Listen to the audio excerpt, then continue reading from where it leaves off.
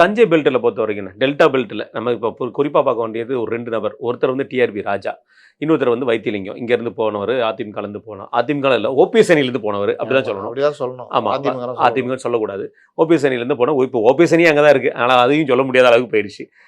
TRP ராஜா அவருடைய வெற்றி வாய்ப்பு அப்படின்னு அவருடைய தொகுதியில் போன தடவை அவர் 35,000 வாக்குகள் வித்தியாசத்தில் ஜெயிக்கிறார். ஆனால் அங்கே இவங்க அமமுக வாங்கின வாக்கு 40,000க்கு மேலே. இப்போ எல்லாம் 2 பேரும் ஒன்றா இருக்காங்க.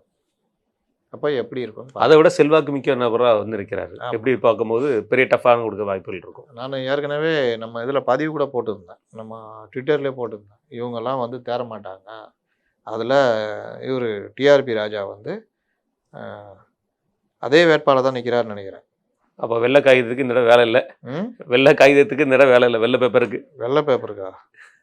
எத்தனை பேர் அந்த மாதிரி இதாகிறாங்க பாருங்கள். அந்த தடவை கடந்த தேர்தலில் டிஆர்பி ராஜா மன்னார்குடியில் வாங்கினது 86,071. ராஜமாணிக்கம் வாங்கின வாக்கு 49,570. 50,000 வச்சுக்கோங்க. 36,000 வாக்கு வித்தியாசத்தில் ஜெயிக்கிறார். அமமுக வாங்கினது 40,000. அப்போ 4,000 சேர்ந்து இருந்தால் 4,000 வாக்கு வித்தியாசத்தில் ராஜமாணிக்கம் ஜெயிச்சிருப்பாரு. இந்த முறை அமமுக அதிமுக கூட்டணியில் இருக்காங்க. அரசுக்கு எதிரான கோபம் வேற இருக்கு. ஆமாம், இதெல்லாம் இருக்கு. டெல்டா மண்டலத்துக்கு என்ன செஞ்சிருக்காங்கன்னு ஒரு கேள்வி இருக்கு. அந்த ஊரில் தான் நெல் பயிருக்கு உண்டான பிரச்சனைகள் இருக்கு. நிறைய விஷயங்கள். விவசாயிகள் கடுமையான கோபத்தில் இருக்காங்க. இன்னொன்று, தாவேகா கொஞ்சமாவது பிரிக்குமா பிரிக்காதா? கண்டிப்பாக இருக்கணும். இளைஞர்கள் வாக்குகள் 7,000 8,000 வாக்குனா கண்டிப்பாக பிரிப்பாங்க அங்கே ஊரில்.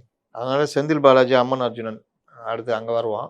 இதனால இவருக்கு வந்து இந்த பிரச்சனை இருக்கு. ரைட்ண்ணே. இவர் ஒருத்தநாடு வைத்திலிங்கண்ணே. வைத்தியலிங்கம் இந்த தேர்தலில் அவருடைய கதை தெரியும். அவருடைய தனிப்பட்ட செல்வாக்கா இல்லை அதிமுக செல்வாக்கா? அந்த சசிகலா வேற பிரிக்கிறாங்கல்ல. ஆமாம், ஒருத்த நாட்டில் அவங்களுக்கான ஒரு இது இருக்குல்ல.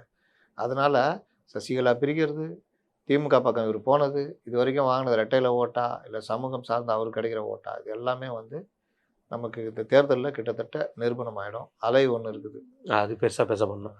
அதுக்கடுத்து நான் பெரிதும் பேசப்படுறது நம்ம செந்தில் பாலாஜி அவர்கள். அங்கே கெட்டவாத்தில் திட்டி மாட்டிக்கிறார் போல. நேற்று மாற்றிருக்காரு. அது நம்ம மாற்றி சொல்ல முடியாது, அந்தளவுக்கு பரிகாரம் மாற்றில சொல்லியிருக்காரு. செந்தில்